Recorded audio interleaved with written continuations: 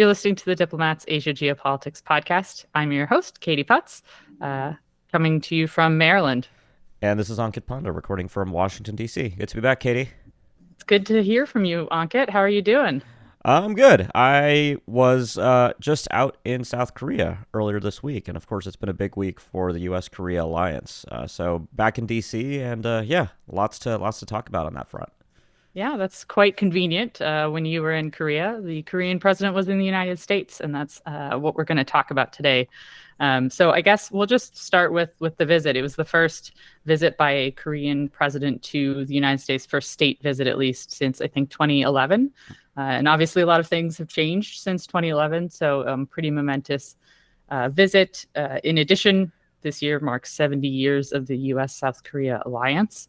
And obviously with North Korea sort of possibly leading up to another nuclear test at some point, there's a lot of tension on the Korean Peninsula. And so there's a lot of focus on the alliance and what it means and where it is going into the future. So, Ankit, what's the framework for this trip? So, overall, I think the purpose of this was a celebration of 70 years of the alliance. But I think you get to the core of the, at least, security component of the trip, Katie, which is, yes, the threat from North Korea is growing rapidly. North Korea is talking openly about tactical nuclear weapons. We're expecting a seventh nuclear test by North Korea on the Korean Peninsula at some point.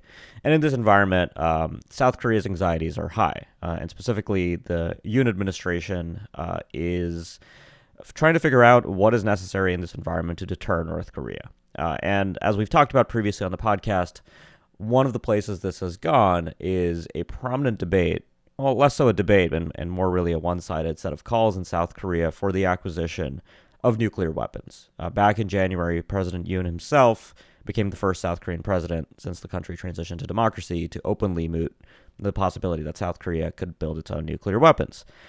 That, I think, is important context here because all of that, I think, has spooked American officials who, I think, saw this summit as an opportunity to give South Korea new types of reassurances, which is inherent in the business of having alliances around the world. The U.S. Has had to do this during the Cold War in Europe. A lot about this summit actually reminds me of Cold War era reassurances that the U.S. gave West Germany in the 1960s after the Soviet Union acquired a capability to range the U.S. homeland, for instance.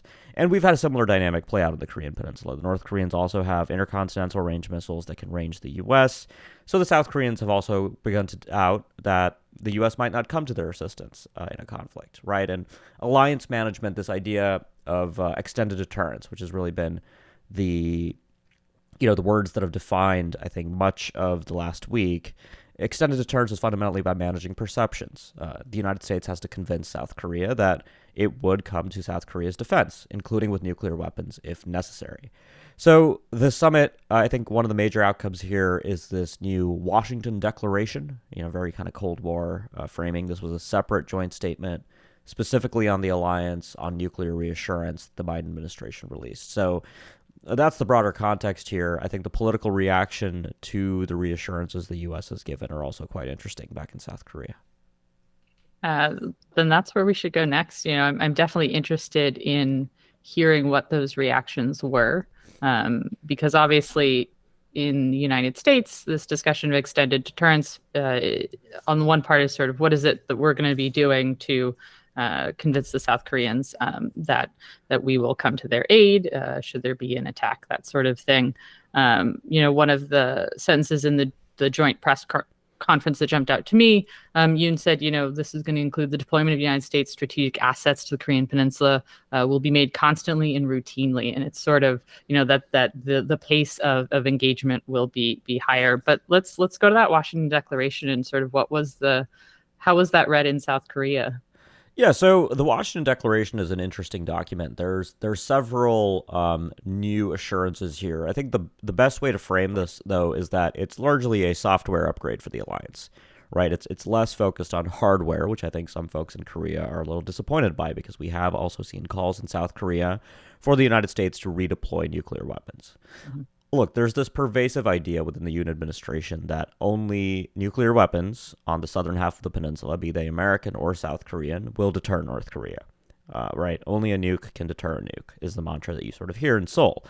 I think that's quite simplistic. I don't think that's really how the alliance has thought about deterrence traditionally. I don't think that's really an accurate way to think about deterrence. Nuclear weapons might play a role under certain conditions, but not all conditions. But nevertheless, the United States has taken this demand for nuclear reassurance seriously.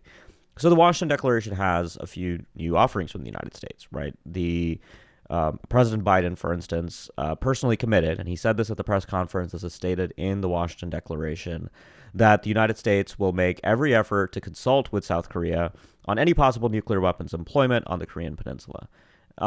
That is not something, a lot of people are surprised by this, but there's no requirement for the United States to do this legally. The President of the United States is the only person that can authorize the use of nuclear weapons, and he or she has no obligation to consult with anyone else. Least of all within the United States. Certainly not with allies. So the fact that Biden is giving this political assurance to South Korea is quite positive, in my opinion, right? He's basically saying, look, in a crisis, we will have a phone line with the president of the Republic of Korea. If you feel like nuclear weapons are necessary or should be used, you can kind of call us up and make that point, right? President Yoon can't compel Biden to use nuclear weapons because that's just not how it works. But he can, they can have a line of communication. And I should also note here that I think this is a good thing because South Korea might also not want the U.S. to use nuclear weapons under certain conditions. This was an issue under the Moon administration when there were concerns that Donald Trump might go in and attack North Korea, potentially with nuclear weapons, and South Korea would want a way to make sure that doesn't happen. So that's the first new innovation in the Washington Declaration. The second is, I think, what a lot of alliance managers like to do when faced with a tough problem, which is create a new consultation mechanism. So the alliance now will have a nuclear consultation group, an NCG. For anybody listening that follows NATO, NATO has an NPG, a nuclear planning group. So a lot of South Koreans have been wondering, why don't we have something similar? There's sort of a variety of things to say here. The NPG in NATO doesn't really do what we traditionally think of as nuclear planning. It's more of a body to talk about nuclear policy. The U.S. South Korea alliance has already had consultative mechanisms where the two sides discuss these matters, but now they have one that has the word nuclear in the title. And I think as far as marketing goes, as far as political reassurance goes, this is going to be helpful, although it does, I think, again, raise the salience of nuclear weapons in the alliance's debates. So the NCG has been created. It'll meet at the assistant secretary level, and I think it will be one way for the alliance to expand the scope of consultations on nuclear matters. I think what could be interesting with the NCG is if, over the long term, it's actually trilateralized with Japan, because that's what the U.S. doesn't have in Northeast Asia, is any kind of architecture for talking about nuclear extended deterrence outside of its bilateral alliances. The U.S. has separate alliances in Asia, whereas in NATO it has an integrated military command structure and a multilateral alliance. The really interesting thing about the Washington Declaration, and I think what's irked a lot of the pro-nuclear camp back in Seoul, is that the declaration is a quid pro quo of sorts, right? Extended deterrence is not something the U.S. does out of the good of its heart or out of altruism. It is part of the U.S. non-proliferation toolkit. The idea being that we will defend you with our capabilities, including our nuclear weapons, so you don't need your own nuclear weapons. And so to this end, the Washington Declaration includes a pretty uncontroversial, in my opinion, restatement of South Korea's non-proliferation commitments. So, just kind of general agreement that President Yoon reaffirmed that South Korea intends to abide by its commitments and obligations under the Non-Proliferation Treaty, under the U.S. South Korea Civil Nuclear Cooperation Agreement. And this has been perceived in South Korea, in totality, all of this, like this new consultation group, Biden's assurances to Yoon, what you mentioned about strategic visits. Some South Koreans are interpreting this as Yoon effectively selling out and agreeing not to build nuclear weapons in order to receive these new assurances that don't actually include any forward deployed nuclear weapons. So the bigger picture here, I think, is this is a temporary solution for the problem the alliance is having, right? The people that want nuclear weapons in South Korea are not satisfied. Things will get worse with North Korea. The North Koreans will do a nuclear test, and we'll be right back where we started, where demands for nuclear weapons will go back up. I think we'll be back really in this place where I think it's clear from years of watching alliances in not just Northeast Asia, but Europe, but reassurance is a task that's never really complete for the United States. And I think that's going to be the case with the Washington Declaration as well. I think that's a really good point. Reassurance, it even in just normal relationships with other people, you have to continue to reassure your friends that you're still their friends, and I think that applies to international relations as well. Speaking of sort of one of the things you mentioned was the trilateral aspect of relations in Northeast Asia. I think it'd be interesting to kind of talk about the Korea Japan rapprochement, I guess we could probably call it. I thought it was interesting that in Biden's remarks, he thanked Yoon for his, quote, political courage and personal commitment to diplomacy with Japan. I thought that was kind of an interesting sort of U.S. commenting on a bilateral relationship between two of its allies. I think Yoon has gotten some blowback for his diplomacy with Japan in Korea, but also I think, on that geopolitical level, a workable relationship between Japan and Korea is really necessary for the United States. And clearly the United States has at least supported, if not actively pushed for a bettering of that relationship. Is that a sense that you got, especially when you were in Korea? Sort of what do people think about this policy of the Yoon administration to sort of strengthen ties with Japan, particularly at this kind of tense time on the peninsula? Yeah, it's sort of night and day actually the conversation on this in Washington and in Seoul, because you're right. In Washington, I think this has been a long-standing strategic impetus. South Korea and Japan, two great liberal democracies that are treaty allies of the United States, both with concerns about China and the liberal international order in Asia. So from DC's perspective, it makes a lot of sense that these two countries begin to converge. As listeners are aware, South Korea and Japan have a long list of historical issues. They have a territorial dispute over Tokto, the island in the EC/Sea of Japan. And generally speaking, public opinion in South Korea is quite negative towards Japan and continues to be so. Both for, conservatives, generally speaking, are more positive, but progressives, especially in South Korea, are quite negative about this. And I think the lesson we've learned from sort of recent attempts to fix this relationship, including through bold political initiatives, is that without a base of domestic political support in South Korea and in Japan, for that matter, progress is not likely to be sticky. And I think that's what you really come to, the conversations I was having in Seoul about this. Everybody acknowledges that Yoon is being politically bold, but not in ways that I think are generating a strong base of public opinion support. He made this comment recently about, Japan doesn't have to sort of kneel and apologize for things that happened a long time ago, which even conservatives in South Korea were sort of shocked by and were like, did he really actually say that?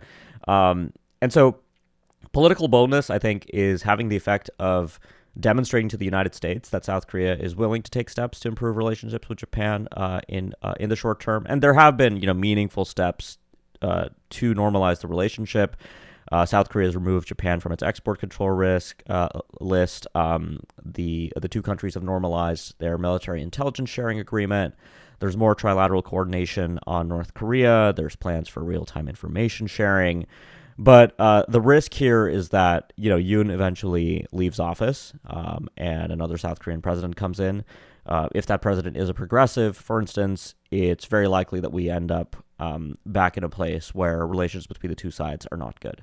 So that, I think, is the problem that I don't see an easy solution for. It's not a solution that the United States can engineer, no matter how much Washington might welcome this rapprochement. So overall, it's not something that I think Yoon is likely to succeed in the long haul. Right. The other thing is that all of those kind of structural factors that I described that should be bringing South Korea and Japan together, if things continue to get worse in the region with China, with North Korea, it is possible that successive governments will see enough reason to cooperate that many of these nagging issues will sort of be on the back burner. They'll still continue to simmer. I don't think they're going away anytime soon in a comprehensive manner. But that, I think, is the only way that I see this changing. Yeah, that makes a lot of sense. And obviously on the U.S. side too, there could be a change of administration in Washington, and that could impact the United States' approach to these alliances. Though hopefully there's some more stability in the structure of them, but we shall see. I guess before we close out, I'll just ask you, is there anything else in this visit that you want to highlight? I know there was talk about next generation technology, supply chain issues, sort of the technology and economic aspect of the relationship is really interesting, and so maybe that can sort of close out our discussion. Yeah, no, there was a lot on that front. I mean, I think we'd have to do really a kind of a separate episode on kind of South Korea and U.S. approach to cooperation on sensitive technologies, semiconductors, where the two countries have some differences. Actually, just going back to the alliance for a moment, I mean, one of the things that I thought was really significant and a pretty positive development was the Washington Declaration includes a remark that South Korea's new Strategic Command, which is the body overseeing kind of South Korea's autonomous military capabilities, capable of striking North Korea, will now be integrated with the U.S. led Combined Forces Command. Right, the U.S. South Korea alliance is unique in that there is a true combined command where an American four-star flanked by a South Korean leads the military operations of the alliance in a time of conflict. So I think having that integration between South Korean capabilities and the broader Combined Forces Command structure is positive for operational planning, and I think it's also positive for managing escalation in a crisis. The South Koreans, Mhm. this has been a longstanding concern for the United States that South Korea, in a crisis, might be compelled to respond unilaterally to North Korea in a way that could be either disproportionate or escalatory, that could have implications for the alliance as a whole. So I think better integrating conventional capabilities, as I think the statement indicates there's an intention to do, is pretty significant.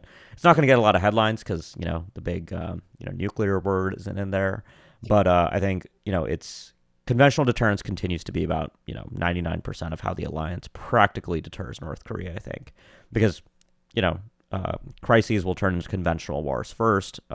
North Korea is likely to use nuclear weapons first, but the alliance itself, I think, is likely to be more Mhm. restrained. So these conventional capabilities, I think, are actually quite meaningful. And this is what South Korea relies on day to day, right? South Korea relies on a very sophisticated array of conventional military capabilities as a non-nuclear state. So, I mean, just a closing thought, Katie, I think a lot of this concern you hear in South Korea about the need for nuclear weapons, that only nuclear weapons can deter nuclear weapons, actually has the effect, I think, of undermining everything South Korea says about its own deterrent, which is obviously not nuclear. So when you have the president and advisors kind of questioning the sufficiency of the conventional deterrent, I think that's not a great message to send to the North Mm. Koreans. So, I think the lesson from this summit is that this is going to be a continuing work in progress for the United States and South Korea. But hopefully this software upgrade that we've seen with the Washington Declaration takes us in the right direction. All right. Well, thanks very much. Always for an interesting conversation, Ankit. To our listeners, please recommend us to your friends. Leave us a review wherever you listen to podcasts. And as always, please get in touch if there are topics you want us to explore. We're always listening. And have a great day. Thanks, Katie. Talk to you soon.